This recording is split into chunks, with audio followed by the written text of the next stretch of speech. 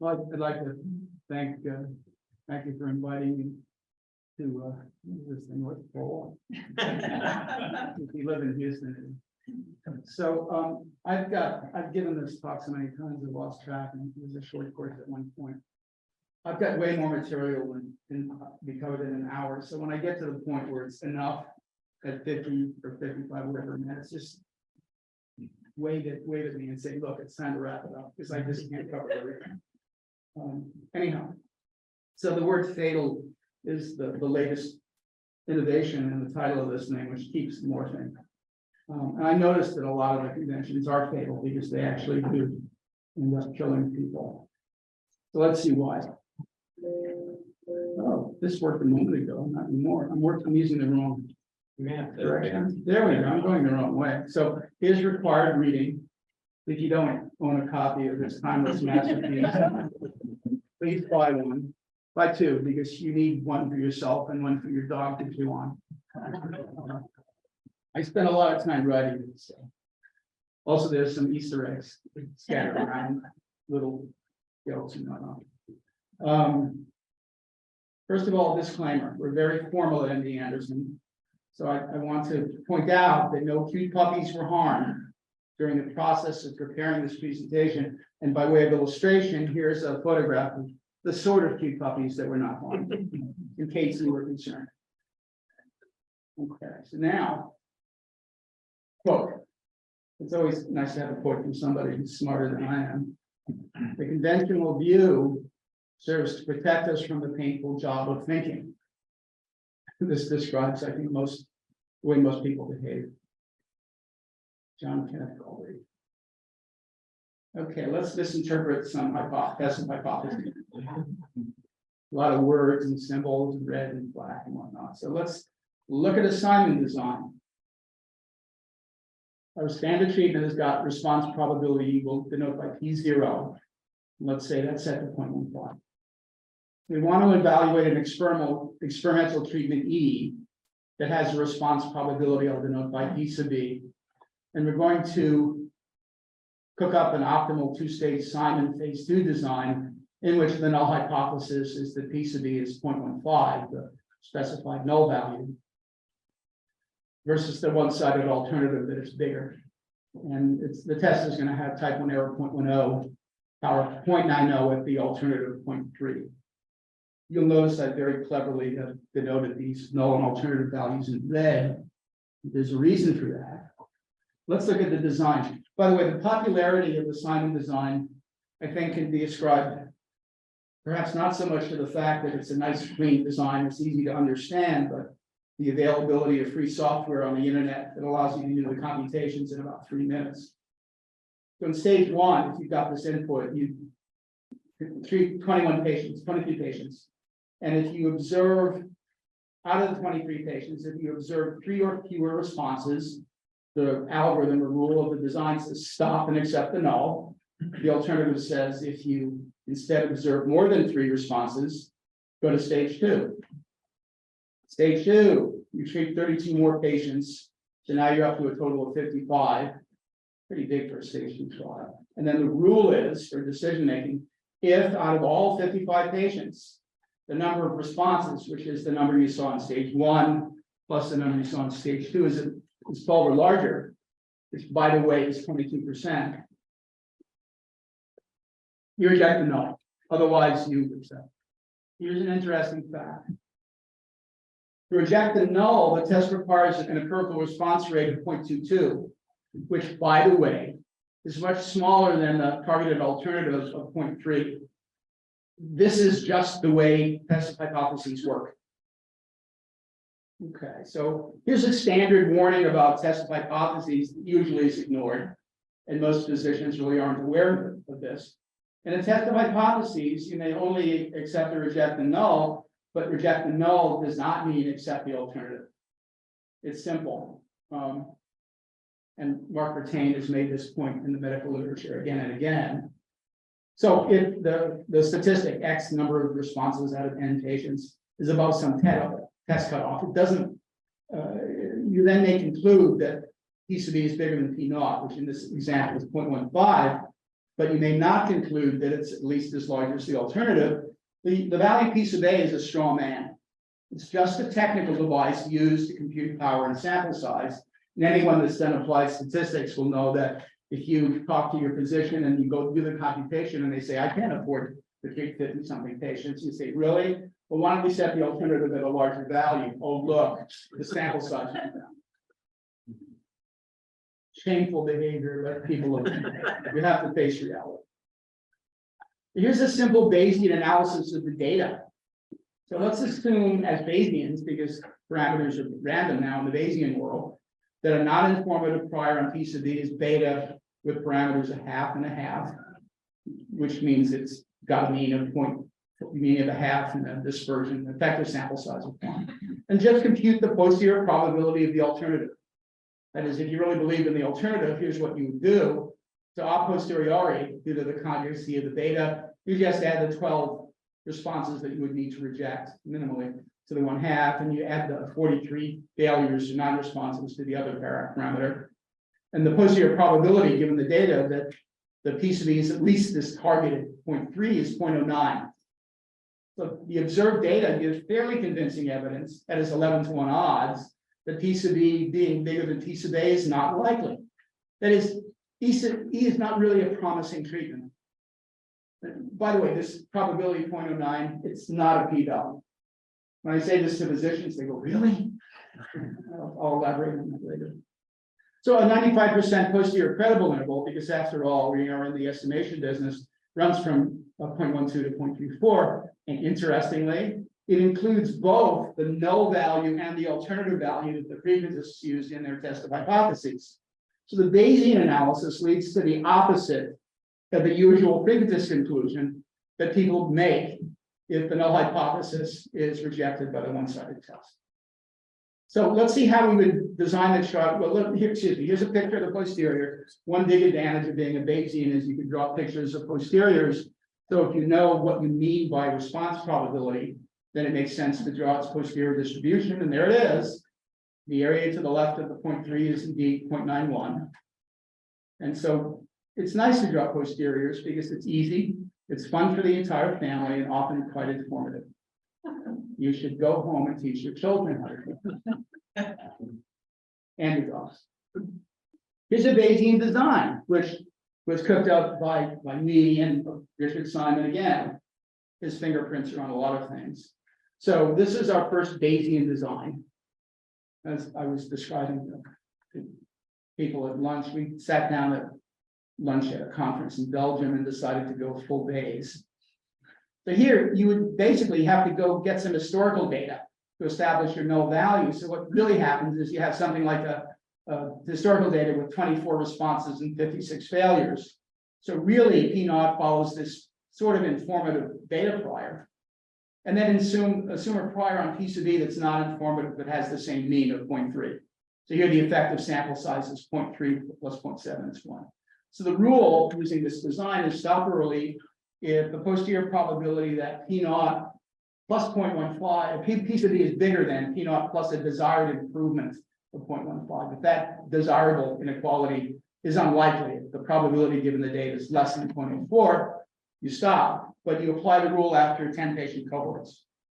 So when we first cooked this up, I began trying to apply it continuously from the start. You can't. When you have too few patients at the start, you don't know enough. So cohorts of 10, sometimes 5 are reasonable.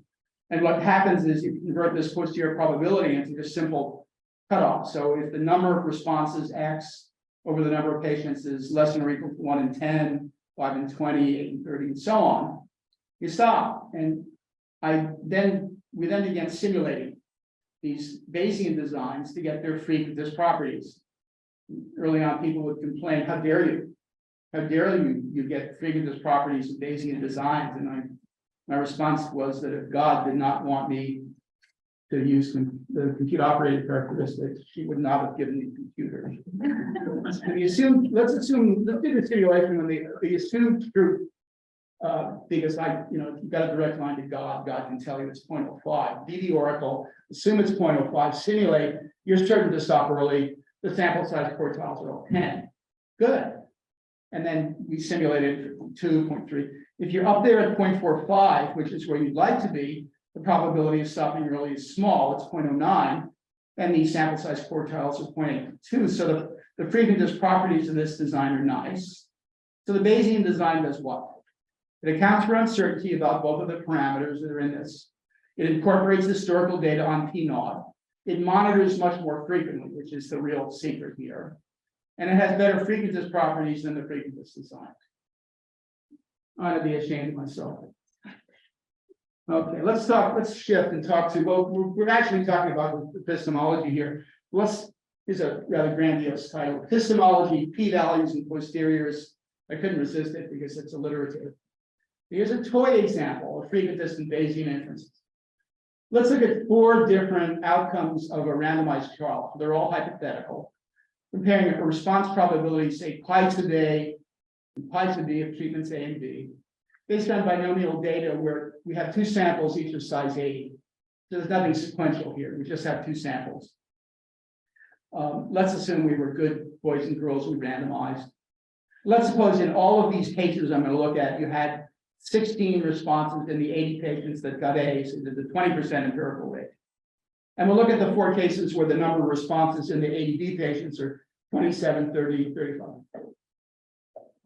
And so the p-values listed in this table are all for a 2-sided approximately normal test of the null that the probabilities are equal. And the Bayesian computations that I've given along with them assume that the probabilities are identically distributed with this nice non-informative beta prior. So if you've got 27 responses with B, the empirical rate is about 34%. The empirical difference in the 2 rates is about 14%. The z-score is 1.96. As we all know, God hath ordained that 1.696 is very important because it corresponds to a p-value of 0.05. In this case, it's just less than 0.05. Thank goodness, 0.05 is sacred. And so it would be significant. Let's look at the probability that pi sub B is at least 0.2 larger than pi sub A. So in words, the blue inequality says that the response rate with B is substantively larger than the response rate with A, given the data. And the probability given the data in this first case is about 0.175, the 3 decimal places. Let's jack up the number of responses with B to 30. We repeat this and notice that the z-score gets bigger. The p-value goes down to 0.0145, which would delight p-value followers. The posterior probability is still not terribly convincing, 0.35. And so on. When you get down to 40 responses out of the 80, which is an empirical rate of 50% and a difference in empirical rates of 0.3, the z-score is big. The p-value is a decimal, 4 zeros, and a 7. And so people that make their decisions based on p-values should be thrilled. But the posterior probability of getting this 0.2 improvement is about 91%. So the only point of this slide is that the question of how convincing are the data is interpreted numerically in terms of p-values. You're doing a frequentist test. But if you're a Bayesian and you say, I want to get an improvement of 0.2 because that's meaningful to me, the first time you get up to something that's pretty big, bigger than 0.9, say, is when you have a 50% empirical response rate with B compared to the 20% response rate with A. So the point is simply that interpreting numbers as we tend to do, what p-values say in terms of the way people interpret them, especially with regard to the sacred cutoff of 0.05 or the 0.01, and the posterior probability of what we would like, don't really agree very much. They go in the same direction, but not in numerically the same way. So here's a picture of the posteriors, and in the upper left, I've got 16 out of 80 versus 27 out of 80, and the red curve is for the A, and the blue curve is for B, and so on. And you just see as you get more responses, the blue posterior marches to the right, and I put a solid bar at 0.4. So it takes a while for the data to push the blue mountain to the right of the red mountain. There's nothing deeper than that going on. Okay, let's do another exercise with p-values since I'm taking cheap shots at them. Very easy target. You do a randomized study that it's perfectly balanced. And then you do a one-sided test. Here we have means, mu1 and mu2. The A and B became 1 and 2, and the pi's became.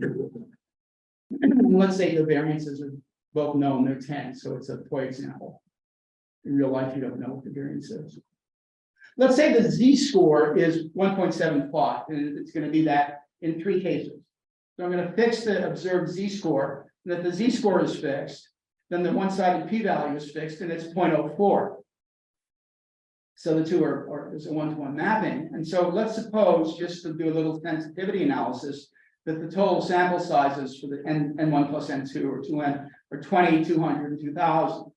So here are, they all have the same p-value.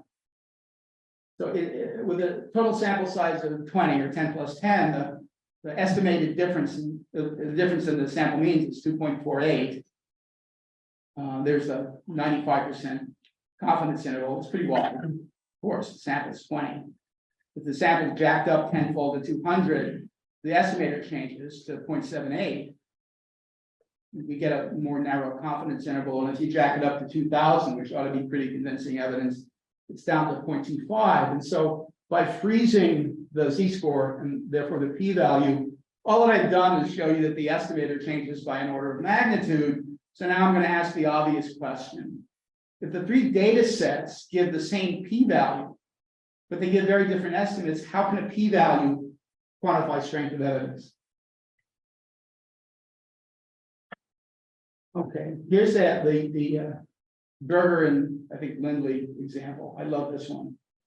Depends on what you plan to do. So you have 12 patients who were treated with a new drug, and 9 patients responded and 3 did not. So let's call pi the probability of response. The question is, what is the p-value for testing the null hypothesis that the probability of response is 0.5? So for a one-sided test versus the alternative that pi is bigger than 0.5, the p-value is just the probability of, the usual definition, getting a value as larger than you observe, which is 9. And if you do a two-sided test, you double it. That's the convention.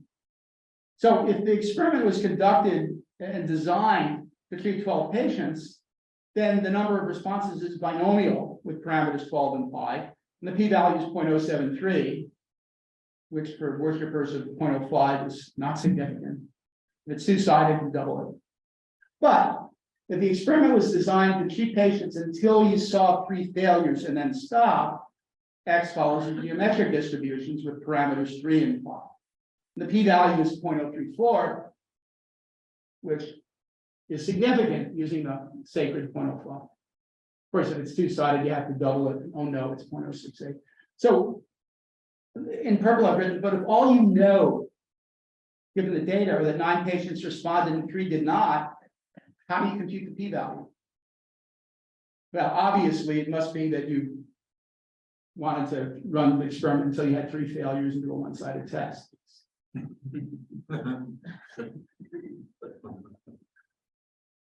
Okay, so here are 3. This is not counterfactual. These are factual responses from three real live oncologists who use real medicine to treat real patients in the real cancer center where I've really worked far too long. At first, I would ask them, they'd plop themselves down in my office. I'd say, "Hi, how you doing? How do you define p-value?" And they'd stop me. Here are 3 of them. The probability that E is not better than S is less than 5%. Second one, something that represents significance and that occurs when the p-value is less than 1. A bit circular, so it's kind of.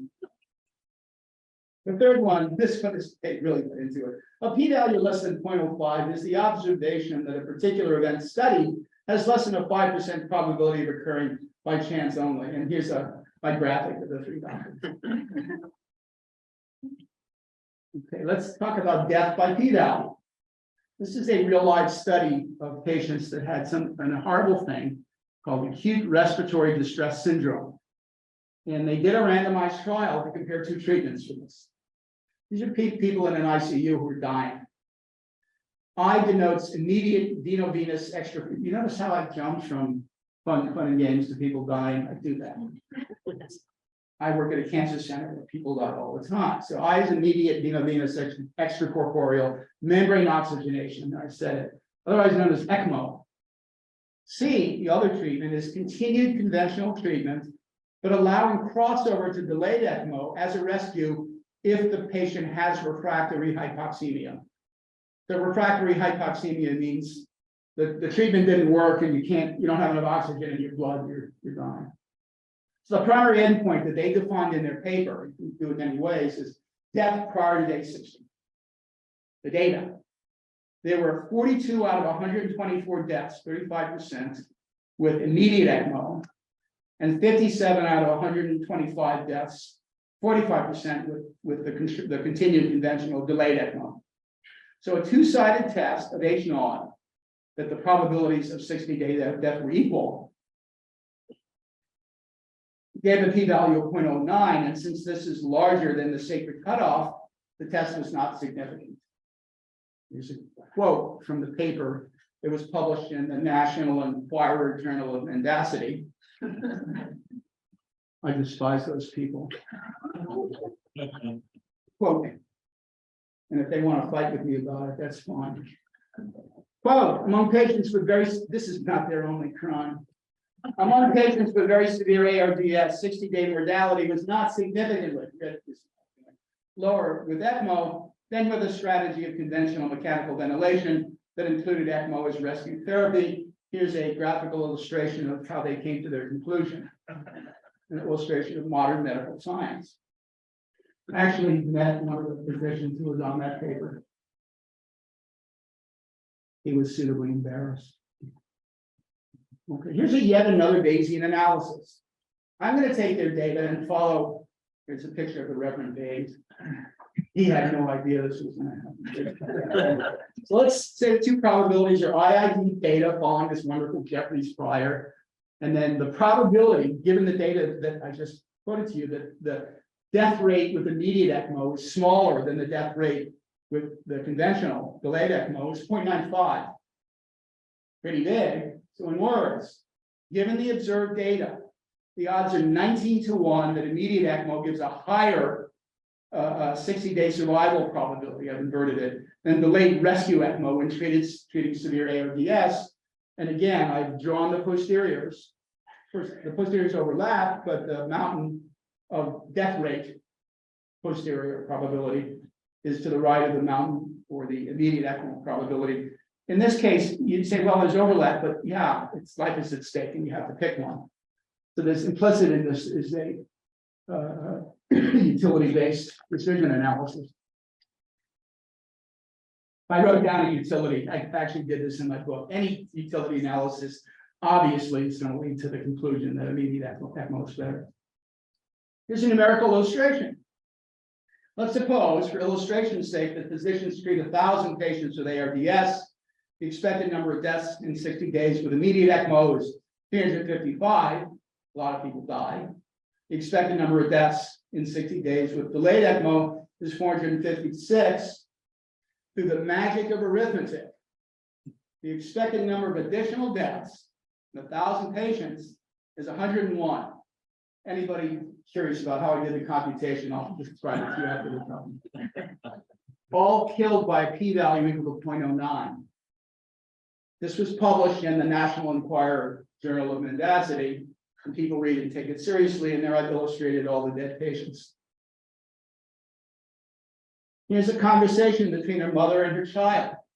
They're going to discuss death and p-values. The child says, "Mommy, why did grandma die?" The mother says, "A p-value was larger than 0.05 here." The child asks, "What's a p-value?" The mother responds, "Nobody seems to know, but the law of 0.05 must be obeyed. That is why grandma had to go to heaven." Here's a significant treatment advance. After all, let's look at the other side of the coin. The famous Rebel trial, everything's an acronym now, published in the Lancet, Garam et al. 2014, studied docetaxel plus ramadamadengon, whatever it is. This is docetaxel alone, non-small cell lung cancer. I can't keep track of these names.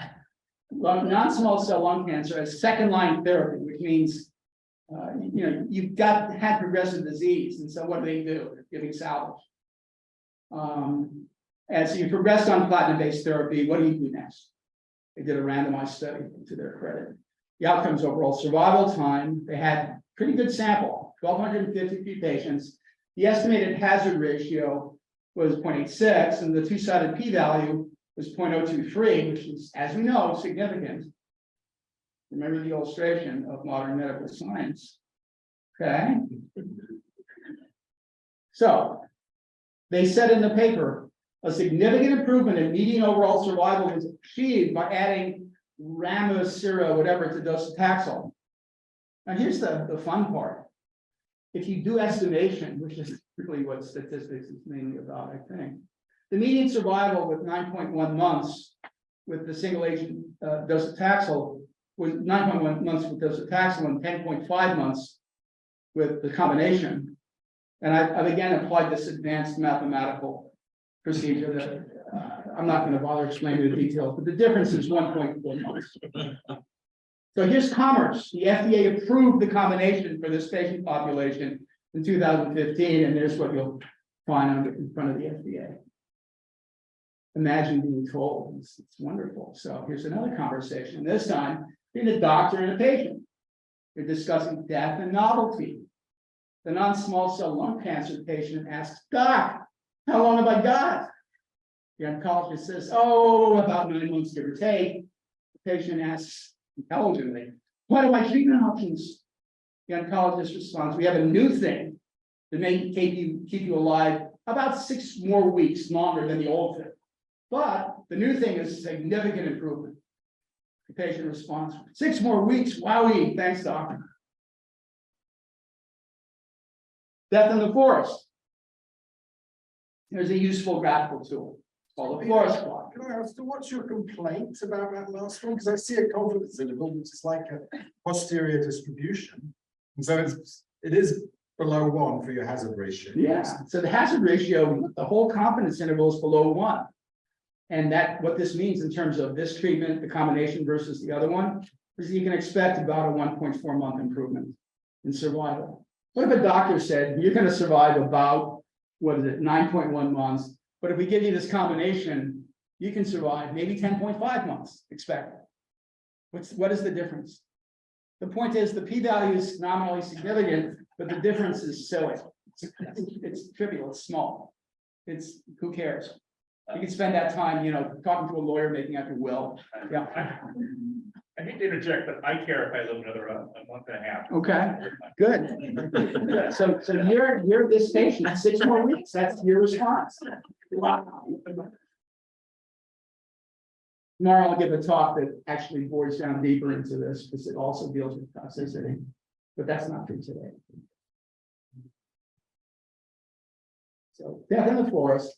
The forest plot. It's a graphic showing estimates and 95% confidence interval for some parameter, like a hazard ratio, corresponding to clinical trials and a meta-analysis. And it's used simply to visualize the estimated effects from the trials. We all know how to do a meta-analysis. Combining data from different trials and dealing with trial variability. Hopefully it's Bayesian. Here's how to misuse them. They cooked up software to do forest plots. It'll give you a nice plot if you input all your data. So after they became common, software became widely available, people began to construct forest plots for subgroups selected from based on a data set from one trial. Now it's done all the time. Here's an example of a real meta-analysis. Forest plots for adjuvant metformin used for 3 prostate cancer outcomes. One of them is recurrence, survival, and cancer-specific survival. You see in the recurrence comparisons, the confidence intervals kind of there's a bunch of them. There's 1, 2, 3, 4, 5, 6, and then the diamond is the overall one. The p-value is 0.014, and you see, well, all of them are slightly below the value 1, and then there's one that's rather dispersed from a smaller sample. It's above. For survival, you had sort of the same message, a different configuration of studies are not exactly the same, and then cancer specific things are a lot more dispersed. This is a forest plot done the way it was intended. But here's how you can misinterpret a trial's result using the same graphic. Pout. I didn't invent this. It's a multi-center phase 3 trial. to compare adjuvant chemotherapy to surveillance in patients with upper tract urothelial carcinoma, published in the Lancet 2020. The primary endpoint was disease-free survival time, and the hazard ratio was really pretty small, down to 0.45, 95% confidence interval was far down there, favoring adjuvant chemo.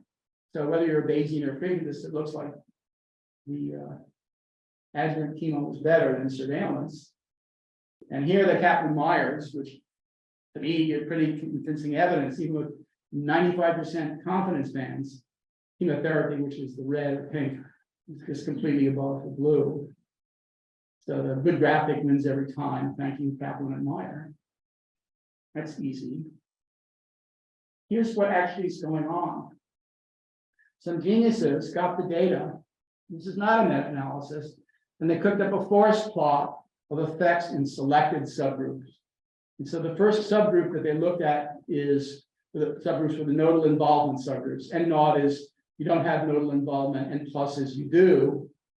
You see for N naught, the 95% confidence interval is completely below 1. For N plus, nodal involvement, obviously the sample is way smaller, goes from 236 to just 24, but it straddles 1 quite a lot. And then they looked at whether chemotherapy was gem-sided cisplatin, gem-sided carboplatin. Then they looked at margin status and so on. So here's something, this is taught to me by an oncologist I work with, a fellow named Pavlos Misal, who actually showed me this example. Here's what actually has happened. Many oncologists misinterpreted this graphic, in particular the 95% confidence interval for the node positive subgroup crossing above 1, to imply that adjuvant chemotherapy is not beneficial in this subgroup. So now they only offer chemotherapy to node negative patients. But if you understand the disease, node positive patients have a higher baseline hazard for recurrence because their cancer is spread to their lymph nodes. That's what it means to be node positive. So they should derive greater benefit from chemotherapy compared to node negative. So this is a tragic consequence of simply drawing this forest plot for subgroups and then publishing it. They're making the wrong decision based on that one confidence interval. Now, here's forest plots of subgroup effects in the famous Stampede trial. So Stampede is a multi-arm, multi-center trial of treatments for men with locally advanced or metastatic prostate cancer. And they're starting long-term androgen deprivation therapy. So the following forest plot was constructed to illustrate subgroup analyses using the Stampede data. And here's some important acronyms. SOC stands for standard of care. AAP strangely means abiraterone. Took me a few years to pronounce that correctly. M1 is metastatic disease, and non-metastatic. Here are the forest plots. So what are the subgroups? Well, the first two subgroups are whether or not they had metastatic disease, and we see that that's M0, you didn't have it, M1 you did, and there are the numbers of deaths and sample sizes, subsample sizes. There's the p-value for interaction of the subgroup of the treatments. The next group of subgroup analyses have to do with the day the patient was born. So if the patient was born on a Sunday, there are the confidence intervals.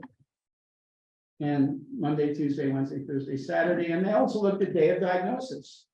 And they, after looking at all the 7 days of diagnosis, they found that Monday was very special because if you were born diagnosed on a Monday, then the interaction p-value was 0.0021, which, as we all know, is significant, right? Okay. So there you've got your meaningful effect. So the interaction test p-value for diagnosed on a Monday interacting with treatment is 0.0221. So that favors standard of care over apparatus. This, of course, is ridiculous nonsense. Here's medical science, otherwise known as monkey-based data dredging. The acronym there is MBDD. Part of the forest plot, based on weekday of diagnosis, shows that abiraterone is far less favorable for patients diagnosed on a Monday. The diagnosed on a Monday was chosen by a team of highly trained chimpanzees who examined as many subgroups as they possibly could find. Here's an illustration of one of those chimpanzees at work. an awful lot of monkey-based data dredging goes on. But many medical researchers routinely, and they're not monkeys, they're actually human physicians, they routinely misuse p-values to quantify strength of evidence, to confuse a p-value less than 0.05 with practical medical significance. Our colleagues' happiness about living 6 more weeks notwithstanding, to make dichotomous accept and reject conclusions, ignoring treatment effect estimates, sample size, and variability, and then using monkey-based data dredging to cherry pick a significant p-value from a set of many p-values and make ridiculous conclusions about selected subgroups or biomarkers, such as never see a doctor on Monday.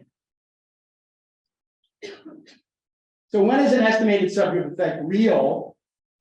Here's a few sort of obvious things. If the estimated effect is clinically meaningful or meaningful to the patient, if there's a reasonable medical or biological explanation, causality, the 3 things are association, temporality, cause comes after, before effect, and then a mechanistic explanation. But the same subgroup effect is seen in other studies, replication, and a qualitatively similar effect is seen in that subgroup for 2 or more closely related outcomes.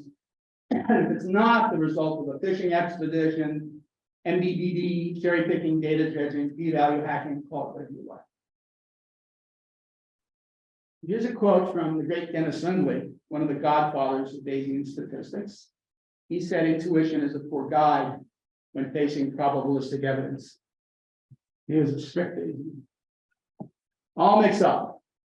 Here's the conventional phase 2, phase 3 paradigm in action. I'm going to denote by Y an indicator of tumor response, which is short term, say 4 or 6 weeks. Used in phase 2. Let T be survival time, that or progression-free survival is used in phase 3. I'll denote by telegraphic F sub 1 of T the probability of surviving at least a time T, given that you responded. And the F naught is the same conditional probability given that you did not respond.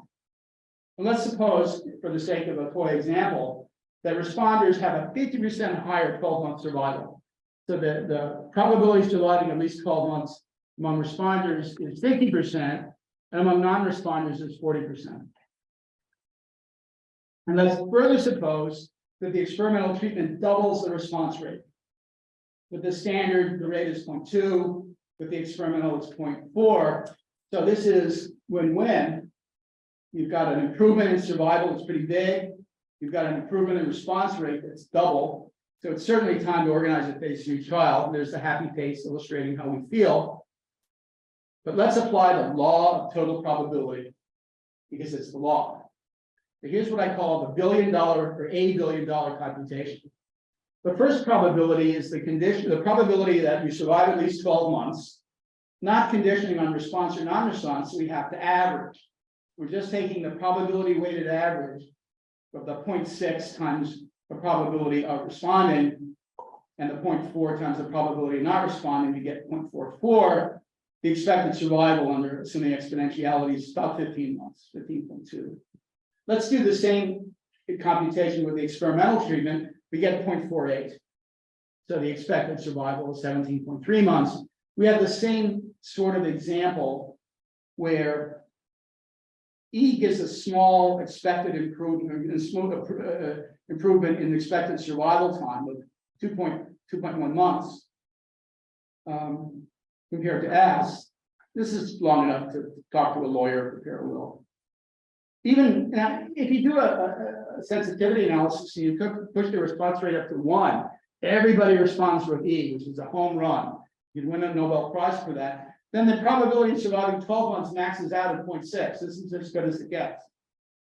The point of this really trivial computation is that probability often is not intuitive.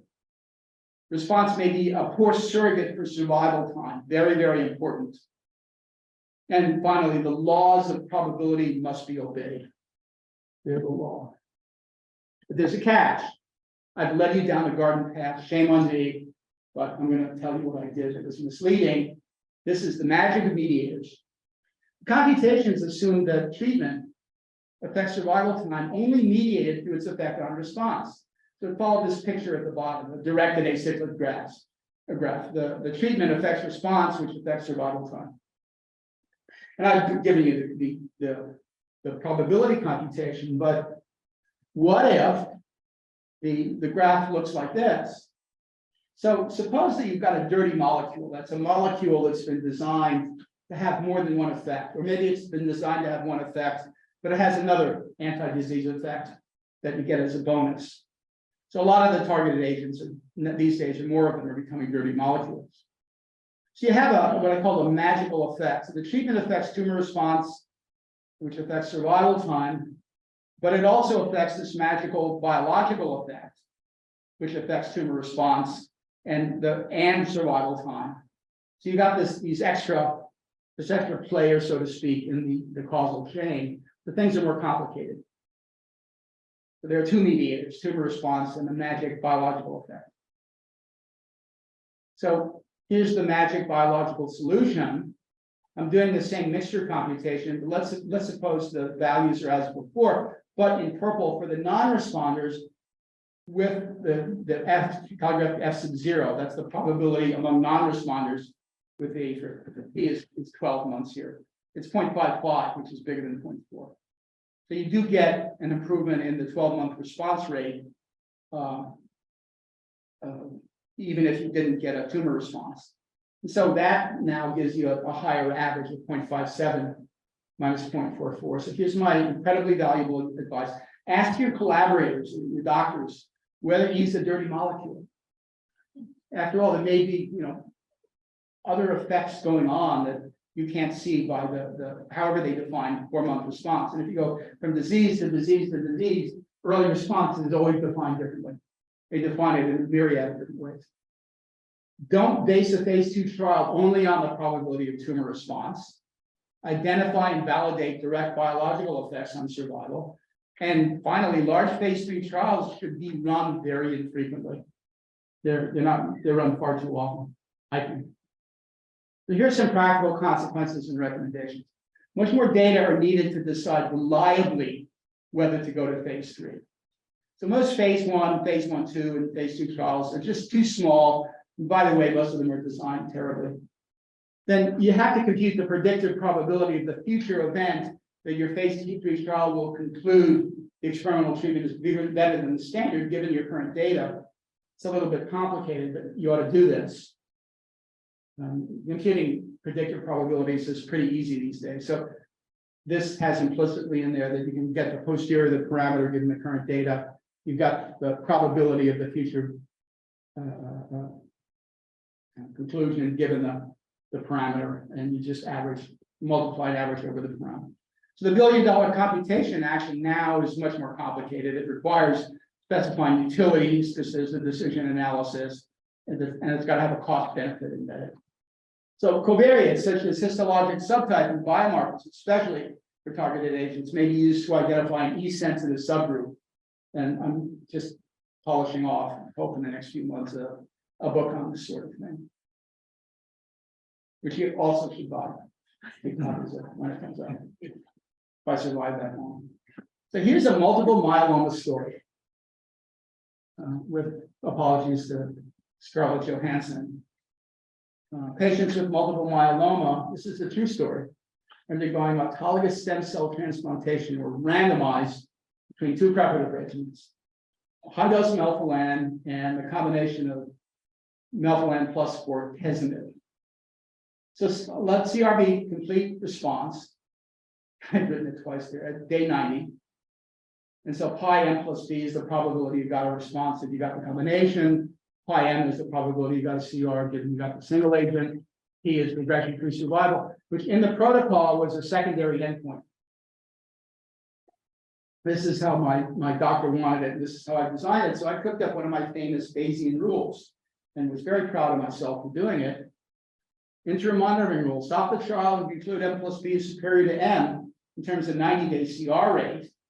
What he wanted is the primary outcome if you get this inequality. So we got a 0.1 improvement in probability response. So in words, the pi m plus 0.1 less than pi m plus b says that the combination has a higher response rate than the single agent plus 0.1. We got the 0.77 just by calibrating it to get a design with good operating characteristics. and do the same thing symmetrically the other way. So we had a rule that was symmetric for early stopping. Here's what happened. The observed data gave us 6 day 90 CRs in 44 patients, or 14% in patients with the combination, versus 30 day 90 responses in 32 patients got the single agent. You can tell I wasn't smart enough to balance the sample sizes internally. Should have. And if you compute the posterior probability, it's 0.996, which is way bigger than the cutoff. So the conclusion per protocol was to stop the trial, which is what we did, because the single agent had a much higher 90-day CR rate. This was perplexing, surprising. We didn't know what to do. And the reason it was surprising is if we then computed the 12-month progression-free survival probabilities, we got 90% for the combination and 77% for the single agent. That's a picture of me reacting to this after I got these results. What happened was the early outcome gave strong results saying that the single agent was better. But if we went to 12-month PFS, the combination was a lot better. How can this be? Once again, the law of total probability. So if you compute the probability with a single agent, P sub n, T bigger than 12, and do the usual mixture computation, you get 0.77. If you do the computation with the combination, you get 0.90. So it's very easy to get what do we have here? I'll use my little pointer. And then we'll press to get the, here it is. There it is. So you got 0.406 here, which is bigger than the 136. But when you do the mixture computation, 0.77 is smaller than 0.90. It's just probability. The probability calculus explains why this happens. And so here's the obvious question, which is embarrassing, at least to me, is making life or death treatment decisions based on early response rates really a good idea? This causes me to question the entire phase 2 paradigm. Here's an example where it didn't work. What was the median survival time? I don't have those. I mean, I could go back and dig them up. And if you make the same argument about what you were critiquing earlier, though? Yeah, the medians were, I don't know how different they were.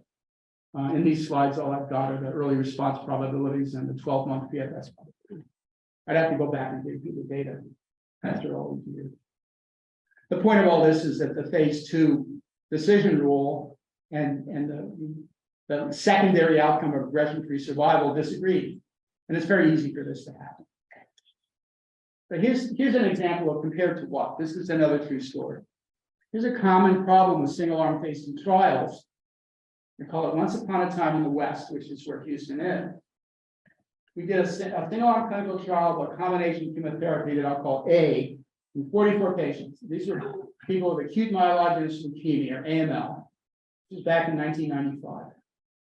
And then shortly thereafter, a combination chemotherapy B was studied, and it was one of 4 arms in a randomized trial, a 2x2 factorial trial.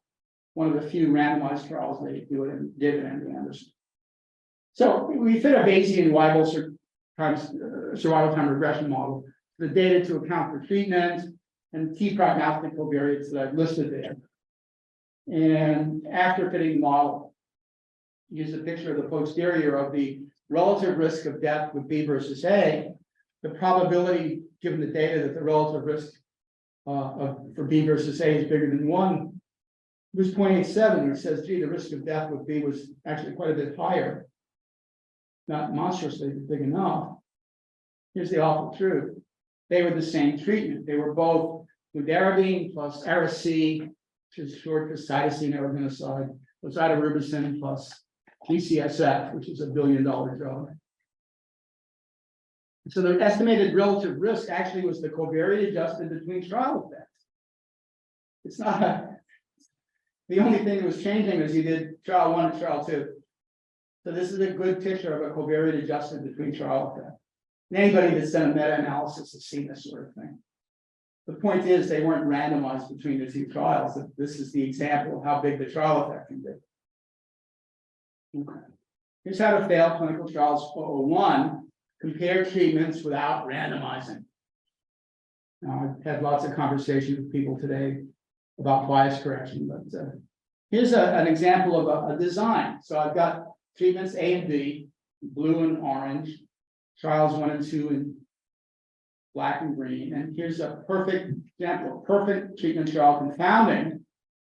The treatment A in trial 1 is just confounded, it's one thing. Treatment B in trial 2 is confounded. In the example, A and B were the same things, all that was left was trial. And if you do this in a clinical trials over 1 class, you get an F. Okay. The harsh reality is that trials effects are like the big dog, and treatment effects are like the little dog.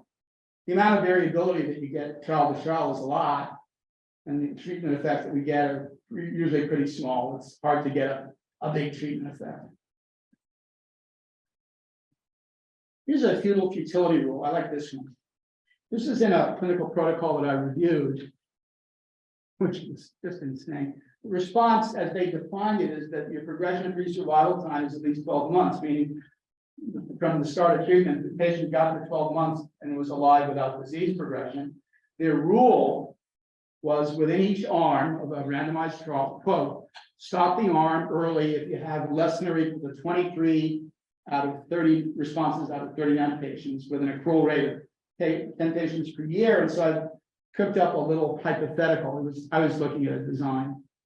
And if you look at month 6, you've accrued 5 patients and you haven't been able to evaluate anybody because you haven't gone to 12 months. And month 12, you've accrued 10 patients and you haven't evaluated anybody. But month 18, you've accrued 15 patients and you've been able to evaluate 5, and so on. But by the time you get to month 54, you've accrued all 39 patients, and now you've observed your 23 responses. Time to stop the trial, except you've already accrued the entire sample. I didn't draw the table, but I pointed this out in my review, and the brain trust at MD Anderson still approved the protocol, because after all, I'm just a statistician. This really amazed me. There's an alternative Bayesian design based on a paper I published long ago. You assume progression-free survival time follows a Bayesian model with exponential event times and an inverse gamma prior in the parameter. I'm going to let P be the probability that progression-free survival is at least 12 months.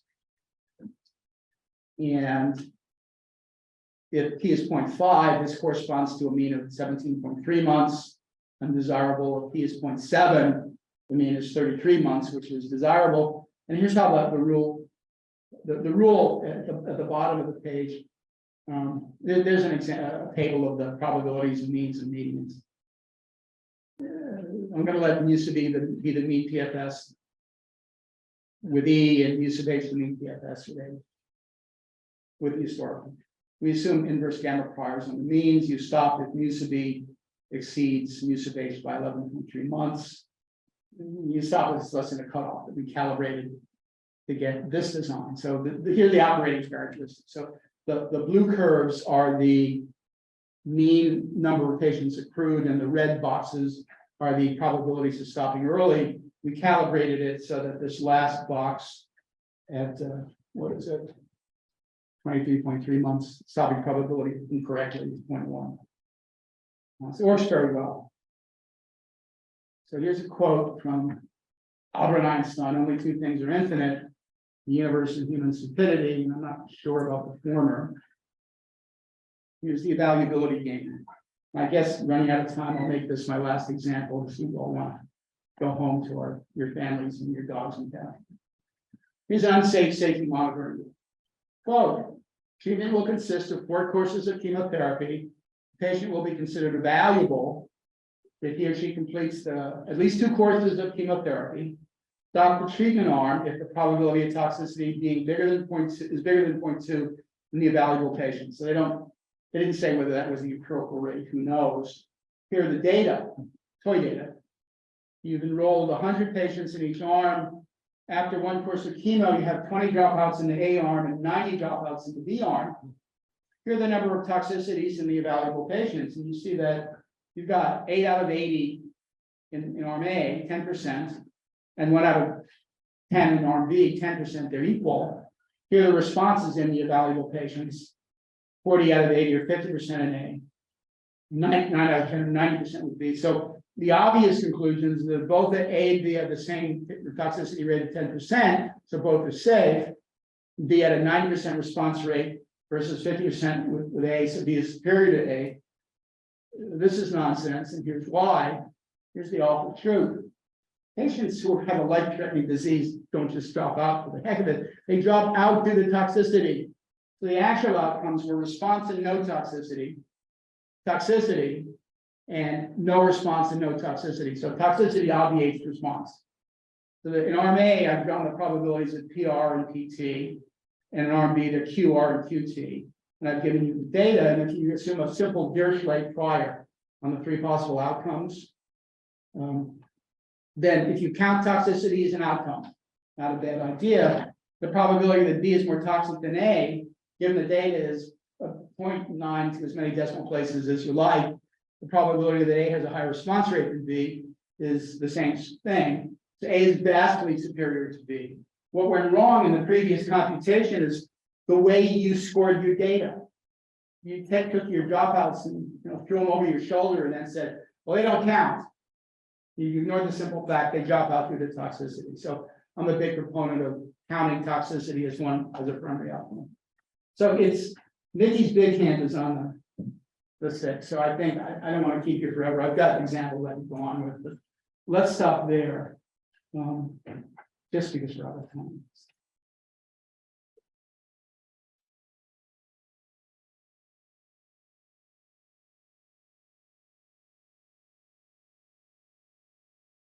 Time for a few questions, I think.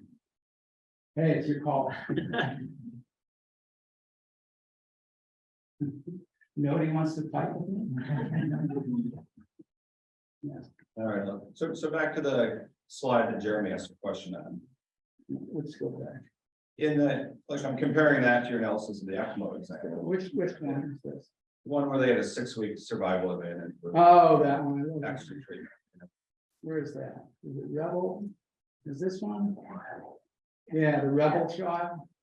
So if you have to make this dichotomous medical decision, pick one treatment. You wanted to pick which one's better, presumably a Bayesian computation would, lead to a greater than 50% probability that D plus R is better survival. So even though it's small, is there any reason other than extra toxicity with D plus R that would make that the bad Well, decision? I guess my feeling about it is that well, I think first of all, the p-value is just who cares? But aside from that, the difference is so small that it's who gives a damn.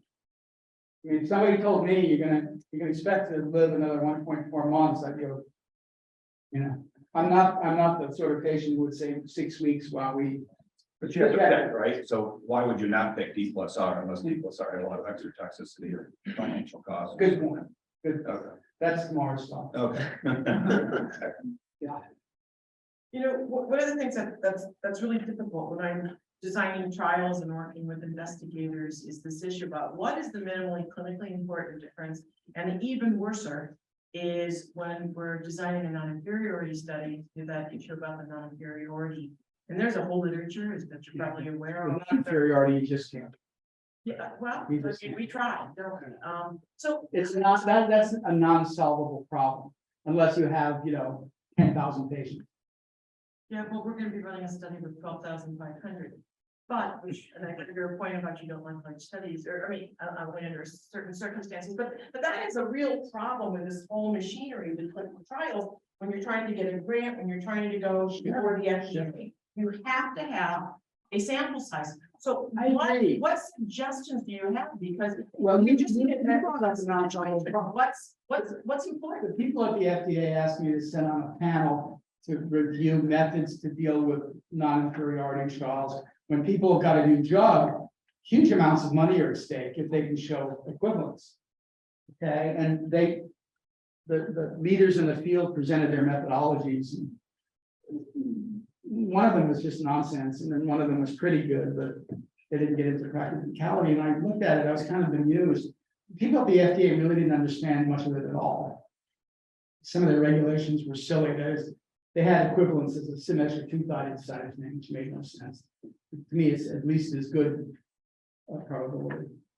And I thought of sitting down and cooking up a Bayesian way to do it, but I thought, nah, I'll do it in my spare time. I don't see it as a solvable problem.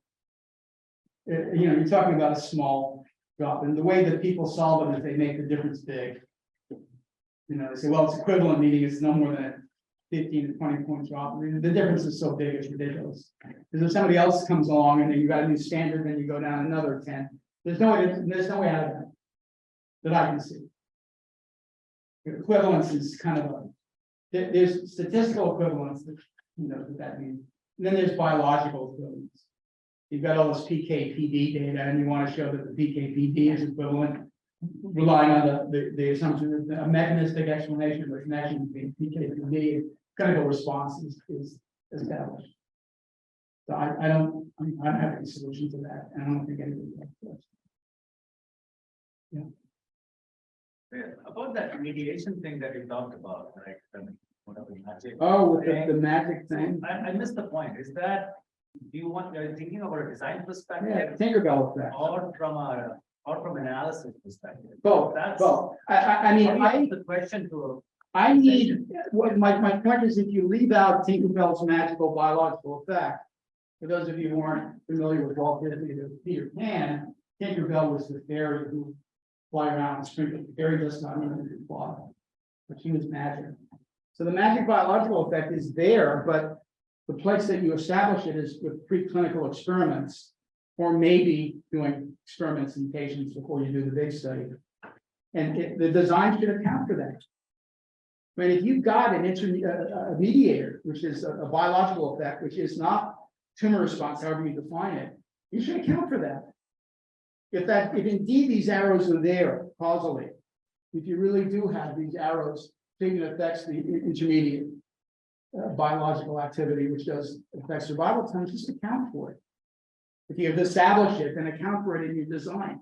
Don't assume this is what's going on. This is an oversimplification. That's all I'm saying.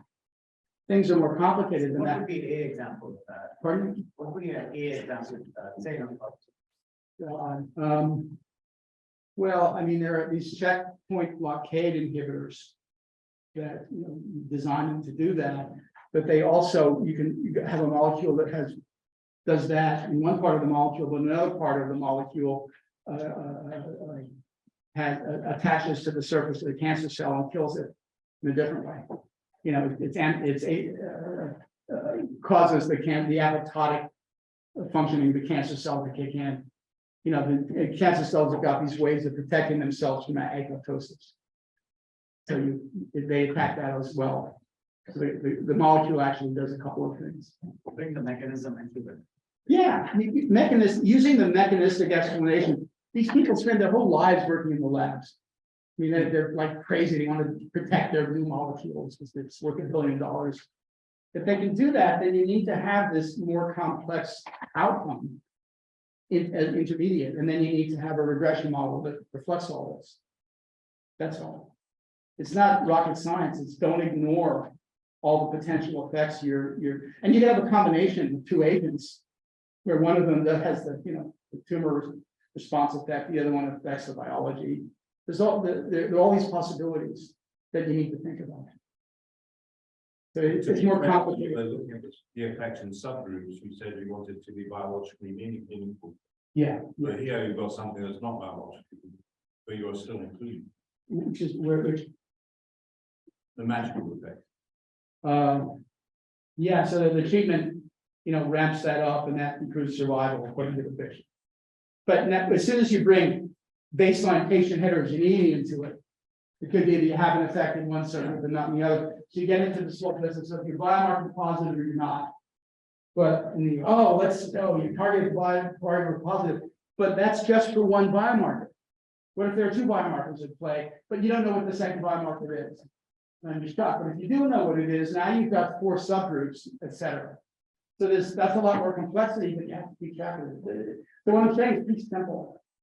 Just account for what's there that you know about. And what you don't know about, it's like external confounders. You don't know they're there, but the only protection you've got against that is randomization. Bias correction. You've heard about this, so Sorry, you've heard about this, about what? bias correction. Bias I'm joking. Yeah, So I do more observational studies than clinical trials, but it just occurs to me in the survival time box. I mean, in observational studies, time zero can be anywhere on the spectrum. It's not always at a certain point. It can be early, middle, late. that's whatever. tough. That's, And how does that fit into here? Time to- yeah, I mean, that's very hard. I mean, when you start the clock to record survival time, if it started in one place for one patient and another for another patient, you're screwed. You're screwed. I mean, that's why we take baseline covariates at the point where the patient was treated and say, well, those are going to describe how the patient was and we got treated, but if there's no treatments and it's just epidemiological, I don't talk to an epidemiologist. I don't know how to answer that. Because the survival times mean different things.